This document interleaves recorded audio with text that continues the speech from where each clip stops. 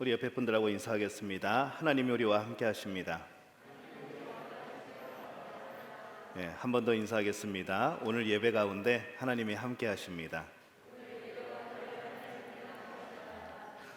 우리들이 인사할 때에 이제 가끔 그런 표현들을 사용을 합니다. 믿음으로 승리하세요. 그렇게 표현을 하죠. 우리 옆에 분들에게 한번 그렇게 인사해 볼까요? 믿음으로 승리하세요. 뭐 또 그런 인사도 하죠. 오늘도 주 안에서 승리하세요. 보통 예배가 끝나고 기다려 보세요. 보통 예배가 끝나고 이제 집에 가기 전에 우리 이제 마지막에 오늘도 말씀으로 오늘도 믿음으로 승리하세요. 그렇게 인사를 하게 됩니다. 우리 그렇게도 한번 인사해 볼까요? 시작. 믿음으로 승리하세요. 우리가 이 주 안에서 승리를 하는 인사를 하는 것은 우리가 격려하는 것이고 또 서로를 응원하는 그런 일입니다. 그런데 이 승리라고 하는 이 단어가 주는 어감이 참 조금 애매합니다. 왜냐하면은 우리가 보통 승리, 보통 이긴다라는 것을 사용하게 될 때에 그것은 대부분 싸움이었고 경쟁이었고 도전이었다는 것이죠. 그래서 우리는 날마다 거기서 경쟁을 해야 되고 거기서 이겨야 하고 또 싸워야 되고 또 거기서 살아남아야 되고 우리는 보통 승리 그러면은 그 승리라는 어감 속에서 그런 느낌을 갖게 된다는 겁니다. 실제로 우리 삶에서 많은 싸움과 도전이 있어 왔고 경쟁이 있어 왔습니다. 우린 그런 날마다의 싸움을 통해서 때로는 이기기도 했고 때로는 지기도 했던 것이죠. 날마다 그런 싸움을 통해서 우리는 이렇게 생각을 합니다. 그래도 내가 더 발전을 했어. 내가 좀 더 앞섰어. 더 좋은 환경이 나에게 주어질 거야 라고 우리는 그렇게 생각을 합니다. 그런 싸움 속에서 우리들이 바라는 것은 무엇인가? 어떻게든 이기는 것이죠. 승리하는 것입니다. 근데 여러분의 인생 가운데 이기기 위해서 여러 가지 싸움을 했고 문제들을 해결하려고 애를 썼지만은 여러분 인생을 가만히 뒤를 돌아보면은 이게 항상 우리가 이겼느냐라고 질문을 하게 될 때에 그렇지 못한 경우가 굉장히 많았다는 것이죠. 싸웠는데 이기기는커녕 날마다 졌고 뭔가 이루려고 했는데 실패한 일들이 많았었고 과연 우리 인생에서 몇 번이나 이겼을까 생각을 해보게 되는 겁니다. 사람들이 말하는 우리가 흔히 말하는 계란으로 바위치기라는 그런 말이 있습니다. 어디서 가장 우리가 그것을 많이 생각을 하는가 하면은 이 성경에서 극적인 싸움의 모습이 나오죠. 이 다윗과 골리앗의 싸움, 계란으로 바위치기. 뭐 바위가 깨질 때까지 계란으로 치면 된다지만은 그게 정말 되겠습니까? 근데 그런 모습의 싸움이 이 다윗과 골리앗의 싸움이라는 겁니다. 비교도 되지 않은 그런 상대를 믿음으로 이겼던 그런 싸움이죠. 근데 이 모습이 사실 우리가 바라는 승리의 모습이기도 합니다. 나도 저렇게 승리했으면 나도 저런 악에 대해서 저런 나쁜 사람들에 대해서 나도 그렇게 한번 승리를 했으면 하는 그런 소망이 우리 안에 있다는 것이죠. 하지만 이 승리를 위해서 계란으로 바위치기 이 극적인 승리만을 떠올리고 그것을 믿고 바라보며 살다가는 절대로 우리는 이길 수 없는 삶을 살 수밖에 없습니다. 계란으로 바위 치면은 몇 번이나 바위가 깨지겠습니까? 뭐 미리 깨져 있다면 모르겠지만은 그 계란이 굳이 속임수를 써서 꽁꽁 얼려가지고 한 몇천 개, 몇만 개를 던져서 바위를 깨면 모를까? 그것은 일반적으로 불가능하다는 것이죠. 다윗과 골리앗이 한 번 싸워서 그날의 싸움이 끝났기에 망정이지 다윗이 그래서 이긴 거지만은 만약에 골리앗을 죽였는데 골리앗의 형이 갑자기 나오는 거죠. 똑같은 덩치를 가지고 똑같은 기술을 가지고 똑같은 전투력을 가지고 나오면은 이게 전쟁이 좀 심각해집니다. 또 형만인 줄 알았더니 쌍둥이가 있고 골리앗의 동생이 있고 사돈의 팔촌까지 다 그런 장수라고 한다면은 이 과연 성경에 그렇게 기록이 되었을까라는 것이죠.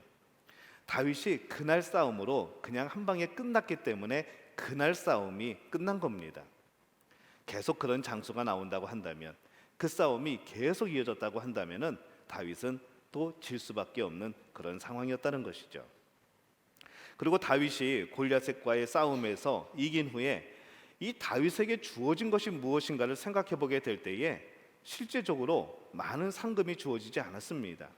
다윗이 정말 우와 그럴 정도로 그에게 많은 것들이 포상으로 주어지지 않았다는 것이죠.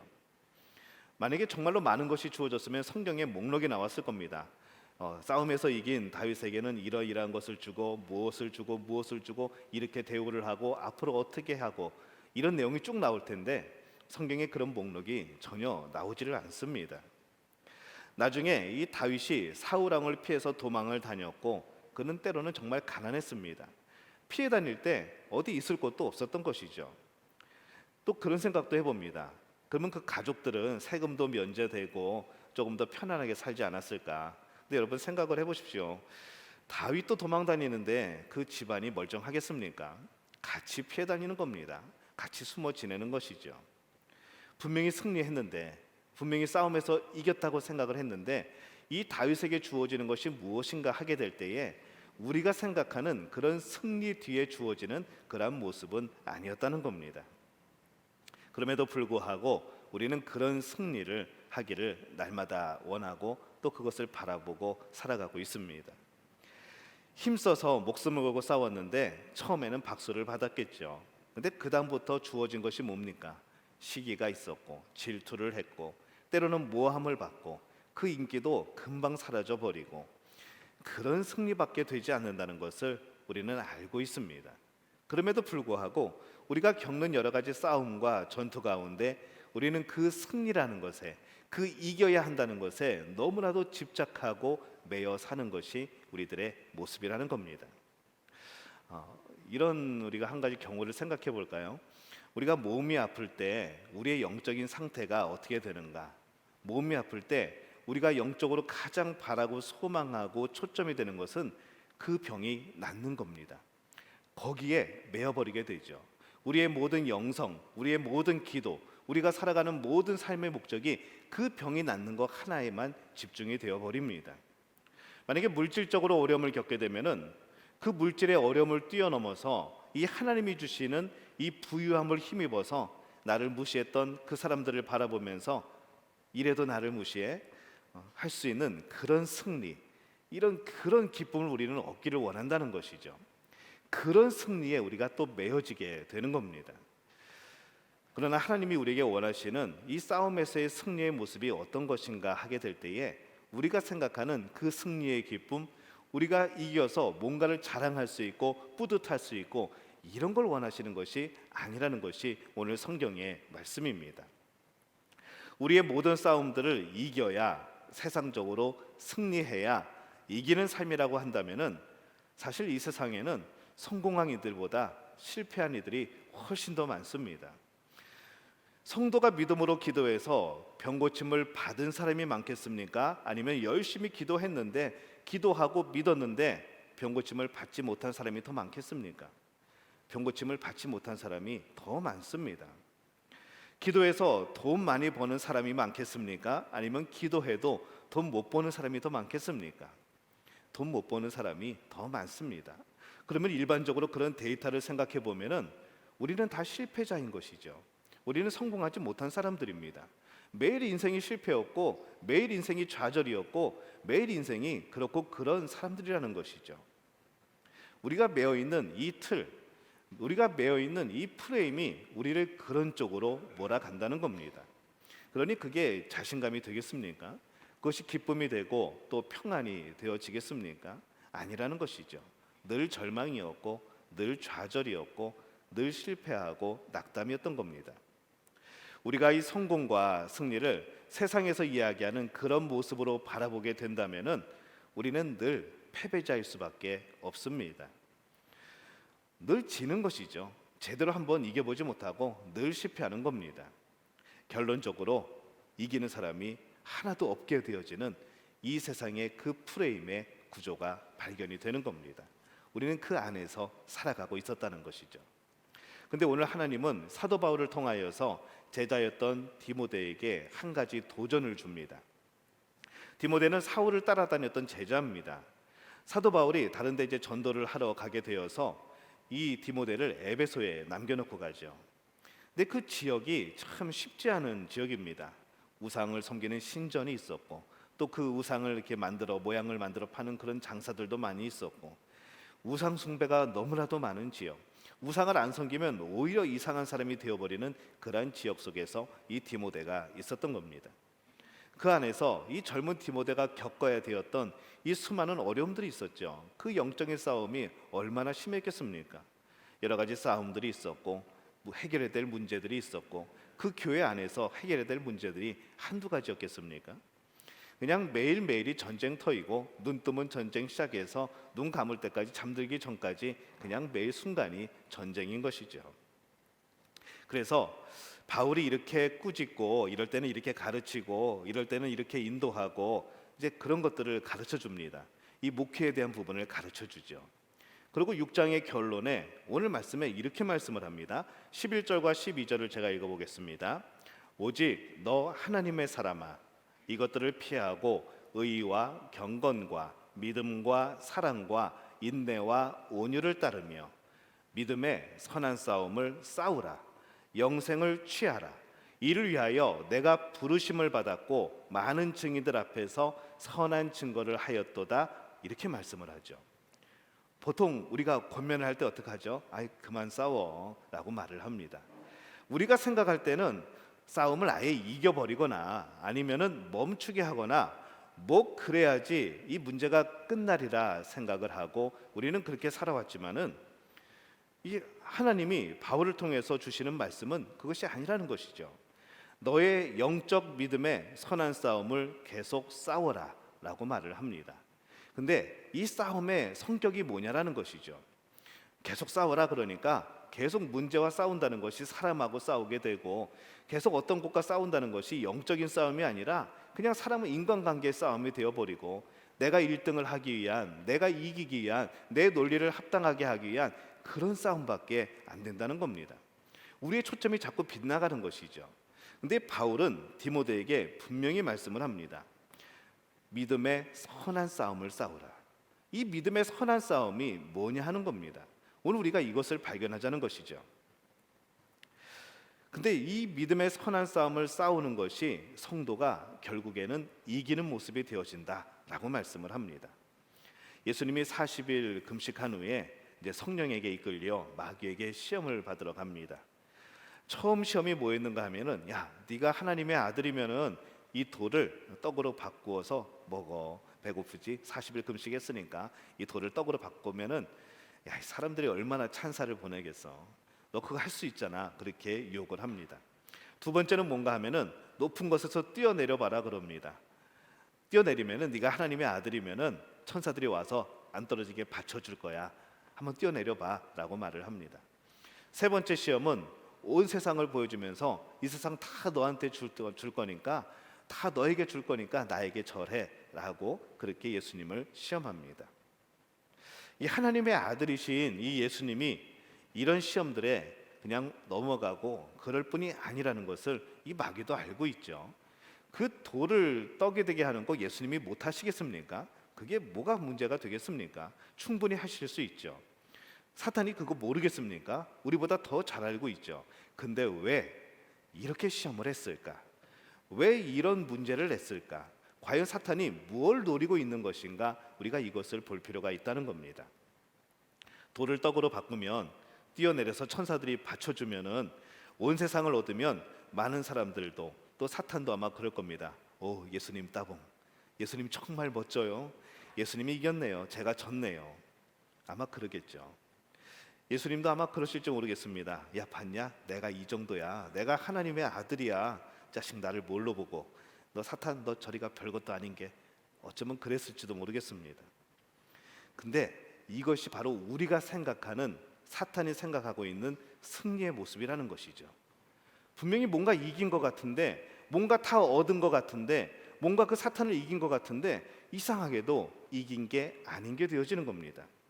많은 사람들이 놀라겠죠. 예수님이 돌을 떡으로 만드셨대. 예수님을 받드는 이들이 많을 겁니다. 예수님을 따라오는 사람들이 많겠죠. 능력의 예수님. 오병이어 때도 그랬습니다. 돌이 떡덩이가 되게 하는 그런 것 같은 놀라운 역사. 뭐 그 하나를 바꾼 게 아니라 수많은 사람들 몇천 명을 먹이게 된 그 사건. 많은 사람들이 예수님을 따라다녔죠. 병자를 고치고 능력을 베풀어 주실 때에 많은 사람들이 예수님 앞으로 몰려왔고, 예수님이 바다를 건너가든 어디를 가든 산으로 가든 들로 가든 이 사람들은 엄청난 숫자가 예수님을 따라다녔습니다. 하지만 우리가 생각해 볼 건 이것이죠. 예수님이 그 일을 위하여 오셨는가? 병고침, 많은 사람들 먹이시는 거, 이런 것들을 위해서 오셨는가? 아니라는 겁니다. 예수님이 이 땅에 오신 이유는 무엇입니까? 우리 죄를 지고 대신하여서 십자가에 죽으시려고 오신 겁니다. 그래서 우리의 죄를 사하시고 우리에게 영생의 소망을 주시기 위해서 예수님이 이 땅에 오셨다는 것이죠. 근데 마귀는 무엇을 말합니까? 무엇을 생각하게 합니까? 이 땅에서의 우리가 생각하는 승리, 십자가는 사람들이 볼 때의 승리가 아니었던 것이죠. 그래서 그렇게 몰려왔던 그 많은 사람들이 예수님이 십자가를 진다고 하니까, 실제적으로 예수님이 십자가를 지시기 위해서 끌려가니까 다 도망가 버리고 한 사람도 남지 않습니다. 자신들이 원하는 것을 주지 않을 때에 사람들은 예수님으로부터 점점점 멀어져 갔던 것이죠. 오히려 예수님을 십자가에 못 박으라고, 그렇게 왕으로 떠받들려고 옷가지를 깔고 종려나무 가지를 흔들고 호산나 외치면서 우리의 왕 예수님 어서 오시옵소서, 우리의 구원자 예수님 어서 들어오시옵소서라고 외쳤던 그 사람들이 지금 뭐라고 외치는가? 예수를 십자가에 못 박으라고 그렇게 외치고 있었다는 겁니다. 돌을 떡으로 바꾸는 것이, 천사들이 예수님을 받쳐주는 것이, 온 세상을 다 가지는 것이, 그게 승리가 아니었다는 것이죠. 하나님이 우리에게 주시려고 하는 승리는 바로 그런 승리가 아니라는 겁니다. 마귀의 시험은 그런 것이었습니다. 그 프레임에 매어 살기를 원하는 것. 사탄은 우리의 삶에 많은 싸움을 붙입니다. 그러면서 우리가 그 싸움에 승리와 실패의 그 프레임에 갇혀 살기를 원하는 것이죠. 그 성공과 실패의 프레임에 매여 살기를 원하는 겁니다. 그래서 날마다 우리의 인생이, 처음에 말씀을 드렸지만은 대부분이 실패였고 대부분이 지는 싸움이었고, 그러다 보니까 절망할 수밖에 없는 것이죠. 내 인생은 왜 이 모양이냐고 말할 수밖에 없는 것이 우리의 삶의 구조라는 겁니다. 마귀는 그것을 좋아한다는 것이죠. 내가 드디어 그 프레임에 우리들을 묶어놨구나, 이 사람들을 묶어놨구나. 그 프레임에서는 예수님이 보이지 않는 겁니다. 하나님의 또 다른 승리의 모습이 보이지 않게 되는 것이죠. 오늘 그것이 우리가 살아가고 있는 이 성공과 실패, 승리와 패배의 프레임이라는 겁니다. 사도 바울이 복음을 전할 때 이 귀신 들린 여인이 나타나가지고 계속 방해를 합니다. 근데 어떻게 방해를 하는가 하면은 엉뚱한 소리를 하는 게 아니라 계속 이 바울을 칭찬합니다. 하나님의 종, 예수님의 제자, 능력이 많으신 분, 정말로 훌륭하신 분, 이러면서 계속 방해를 합니다. 바울이 그 여인에게서 귀신을 내쫓아 주죠. 승리한 겁니다. 근데 승리를 했는데 이게 해결되지가 않습니다. 분명히 귀신이 나갔는데 그 귀신 들린 여인을 이용해서 돈을 벌었던 사람들이 바울을 모함하기 시작합니다. 매를 때리죠. 그리고 결국에는 감옥에 가두어 버립니다. 분명히 승리했는데, 이 세상 프레임으로는 이게 승리한 게 맞는데 승리가 아니었다는 것이죠. 다윗이 골리앗을 이기고 난 다음에 승리했다고 말했지만은 실제적으로 그에게 따라온 것은 도망 다님이었고 생명의 위협이었고, 정말 바위 틈에 숨어 살던 그러한 모습이었던 것과 똑같은 그런 모습이 지금 진행이 되고 있는 겁니다. 그런데 그날 저녁에 지진이 납니다. 옥에 갇혀 있는데 지진이 나죠. 옥문이 열립니다. 그러면 어떻게 생각했을까요? 우리의 프레임대로라면은 그러면 그렇지, 하나님이 드디어 우리를 풀어주시는구나, 그봐 내가 승리한 거잖아, 빨리 도망가야지. 그리고 도망갔을지 모르겠습니다. 이것이 승리라고, 이것이 내가 바라던 것이라고 생각하면은 바울은 그 자리에서 금방 도망가 버렸겠죠. 근데 바울이 도망가질 않습니다. 옥문이 열렸는데 다 도망가는데도 거기에 그냥 앉아 있습니다. 하나님이 원하는 싸움의 승리가 이런 모습은 아닐 것이라는 것을 바울은 알고 있었던 겁니다. 사도 바울은 당장 감옥에서 뛰어나가지 않습니다. 그리고 하나님 앞에 기도합니다. 하나님 앞에 물어보죠. 하나님, 내가 이제 무엇을 하기를 원하십니까? 내가 여기서 지금 도망가는 것이 하나님의 뜻입니까? 아니면 하나님 뭔가 또 다른 것이 있습니까? 물어봅니다. 그러고 나서 보니까 바울의 눈에 보이는 것이 있습니다. 그 감옥을 지키던 간수가, 그 죄인을 지키던 간수가 이 죄인들이 다 도망가는 모습을 보면서 낙심하여서 절망하여서 그가 자결을 하려고 합니다. 그것을 바울이 발견합니다. 그리고 바울이 달려가죠. 그러지 말라고, 내가 여기 있다고, 나 아직 안 도망갔다고, 그러니까 제발 목숨을 버리지 말라고 그렇게 말을 합니다. 그때 간수가 바울에게 물어봅니다. 제가 어떻게 하여야 구원을 얻겠습니까? 그때 바울이 무슨 생각을 했을까요? 아, 이거구나. 내가 귀신을 쫓아내서, 여인의 귀신을 쫓아내서 오히려 매맞고 감옥에 들어오고 지진이 나서 이 감옥문이 열리고, 이것이 승리가 아니고 내가 여기서 탈출하여 나가는 것이 승리가 아니라 하나님이 주시려는 승리는 바로 이것이구나. 복음을 전하게 되고 구원을 얻게 되는 바로 이것이 승리구나라는 것을 바울이 드디어 발견을 하는 것이죠. 우리의 삶의 모습이 어떨까 생각을 해봅니다. 귀신을 내어 쫓고 감옥에서 탈출하는 것이 승리가 아니고 누구인가 복음을 전하는 것이 승리라는 것. 주 예수를 믿으라. 그리하면 너와 너의 집이 구원을 얻으리라. 이것이 진정한 승리의 모습인데, 우리가 늘 승리하려고 하는 모습은 과연 어떠한 모습이냐라는 겁니다. 사탄의 그런 말하는, 또 세상이 말하는 이 승리와 패배, 이 성공과 실패의 프레임에서 우리를 보면 기독교는 날마다 지는 종교입니다. 날마다 패배하는 종교이죠. 뭔가 복음을 전하려고 하면은 핍박을 했고, 매일 두드려 맞았고, 매일 사형장에 끌려갔고, 매일 순교당하였고, 믿음을 가지고 살아난 사람들보다 그 믿음 때문에 죽은 사람이 훨씬 많았습니다. 복음 때문에 살아난 사람들보다 그 복음을 지키기 위해서 죽은 사람들이 더 많았다는 것이죠.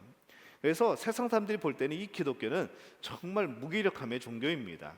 세상에 이렇게 힘이 없고, 세상에 이렇게 맨날 지기만 하고, 뭔가 자기들만의 그런 모습으로 살아가는 이것이 세상 사람들이 볼 때는 얼마나 어처구니 없고 황당한 일이겠습니까? 세상으로 보면은 우리가 그런 모습이라는 것이죠. 세상으로 보면은 어쩌면 우리는 늘 실패와 패배였습니다.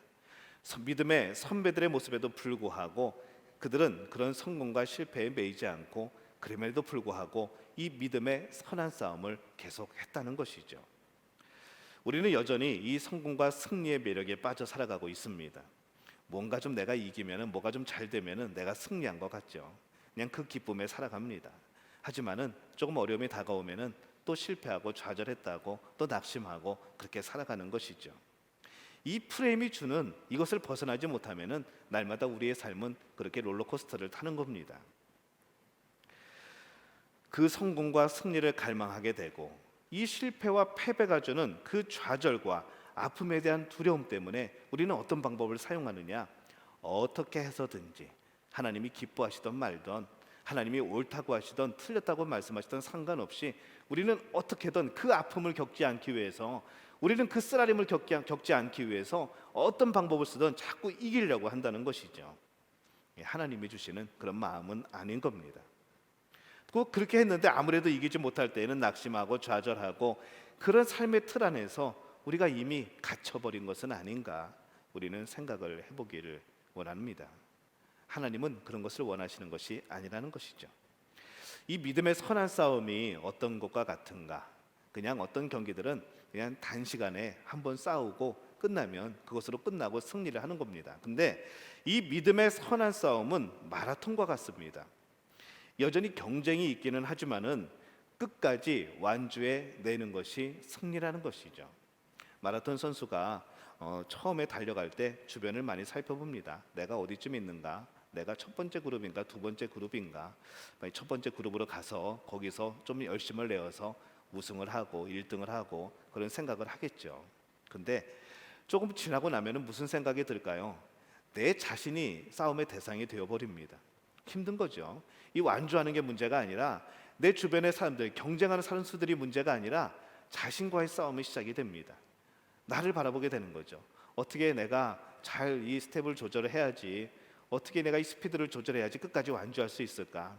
정말 포기하고 싶고, 정말 멈추고 싶고, 그냥 옆에 앉아서 박수 치는 사람들처럼 그냥 그 사이에 껴가지고 나도 그냥 박수 치면서 집에 가고 싶은 마음, 그런 마음이 드는 것이죠. 정말 죽을 것 같은 그런 숨이 참, 그런 피곤함, 아픔들. 이 믿음의 선한 싸움은 그렇다는 겁니다. 우리들은 자꾸 이 싸움의 대상을 밖을 바라봅니다. 밖을 바라보고 다른 사람을 싸움의 대상이라고 생각을 하죠. 그러다 보니까 내 안에 있는 이 영적인 싸움이 해결이 되지 않고 남들과의 싸움으로 오히려 불화가 생겨버리고 화목함이 깨지게 되는 겁니다. 믿음의 선한 싸움은 그런 싸움이라는 것이죠.